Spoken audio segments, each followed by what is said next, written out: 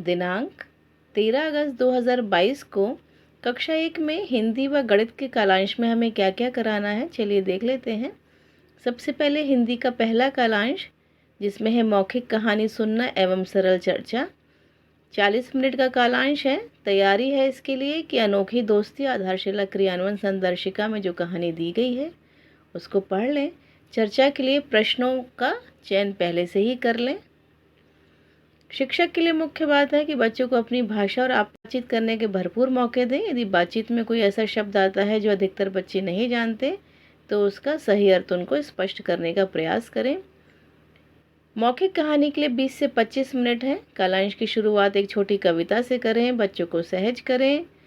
कहानी को अपने शब्दों में या स्थानीय भाषा में बच्चों को सुनाएं। बीच बीच में बच्चों से कहानी से संबंधित कुछ प्रश्न पूछें। कहानी समाप्त होने के बाद बच्चों से पूछें कि उन्हें कहानी कैसी लगी। बातचीत को और समृद्ध बनाने के लिए कुछ खुले छोर के प्रश्न, जो कि कल्पना, अनुभव, अनुमान एवं तर्क पर आधारित हों, के प्रश्न भी पूछें।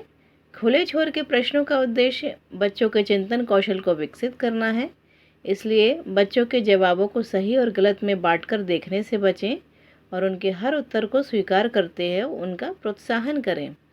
इस कहानी के आधार पर बच्चों से कोई चित्र बनाने के लिए कहें और साथी को दिखाने के लिए कहें। फिर किन्हीं 3-4 बच्चों को सभी के साथ अपने चित्र पर बातचीत करने को कहें। बच्चों के द्वारा जैसा भी चित्र बनाया गया हो उसकी प्रशंसा करें। शिक्षक देखें कि क्या सभी बच्चे इस गतिविधि में भाग ले रहे हैं। यदि नहीं ले रहे हैं तो उन बच्चों को प्रोत्साहित करें। दूसरा कालांश है तुकांत शब्दों पर कार्य। इसमें तुकांत शब्दों को पहचानना व बनाना है। तैयारी है कि कोई जो कार्य पुस्तिका है उसकी आवश्यकता होगी। शिक्षक बच्चों को आपस में मिलकर कार्य करने के मौके दें और प्रोत्साहित करें। कार्य पुस्तिका पर कार्य करने के लिए बच्चों को स्पष्ट निर्देश उदाहरण सहित दें। तुकांत शब्दों को पहचानने के लिए कालांश की शुरुआत आप किसी छोटी तुकांत वाली कविता से करें। बच्चों को चलने फिरने, उठने बैठने का मौका दें।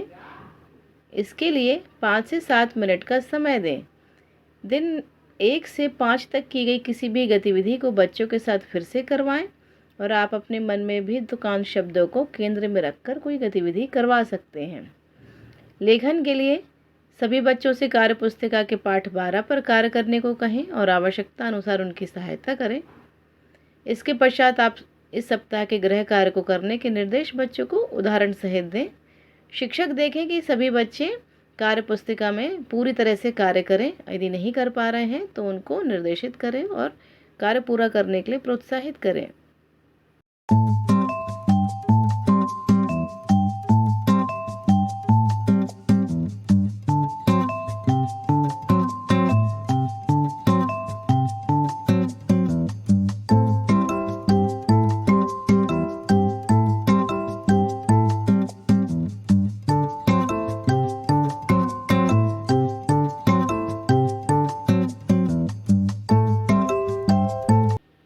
ये गृह कार्य है, बिंदुओं को मिलाना है और रंग भरना है।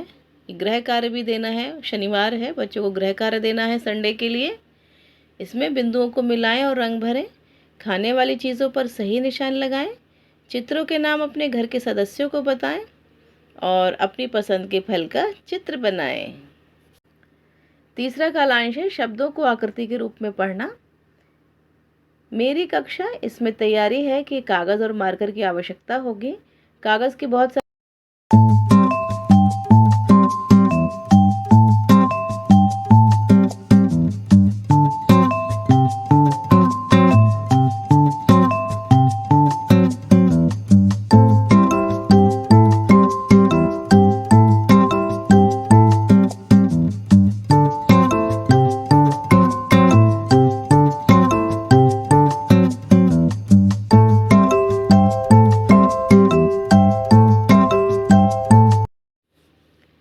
अब गणित में कालांश देख लेते हैं। अभ्यास 6 गतिविधि करानी है इनको सप्ताह 2 के लिए शनिवार में। कौन है ज़्यादा, कौन है कम। इसका उद्देश्य है बच्चे एक चीज़ के साथ दूसरी चीज़ की जोड़ी बना पाएँ और उनकी तुलना कर पाएँ। इस गतिविधि को बच्चे एक जगह घेरे में बैठकर कर सकते हैं। इसके लिए फूल और पत्ती से, पत्ती और कंकड़ से या फिर अलग अलग तरह के पत्थर से इस गतिविधि को करा सकते हैं। इस गतिविधि के चरण हैं कि सभी बच्चों को एक गोल घेरे में बिठाएं, 2 ढेर बना कर दीजिए, एक फूल का और एक पत्ती का। बच्चों से पूछिए कि कौन ज़्यादा है, फूल या पत्ती। उनसे बोलिए कि एक फूल या पत्ती की जोड़ी बनाइए।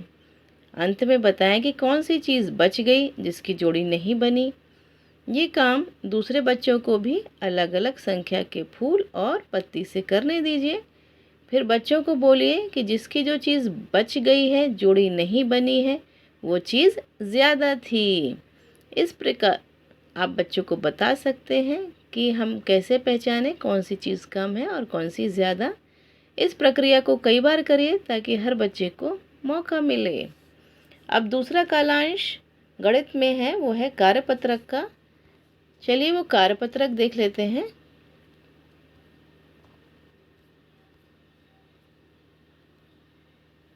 अभ्यास 6, सप्ताह 2, एक जैसे को पहचान कर सही का निशान लगाना है। पहली में पेड़ और चिड़िया बनी हुई है जो एक से लग रहे हैं, उनको सही निशान लगाना है। दूसरे में टेबल पर एक सेब रखा हुआ है।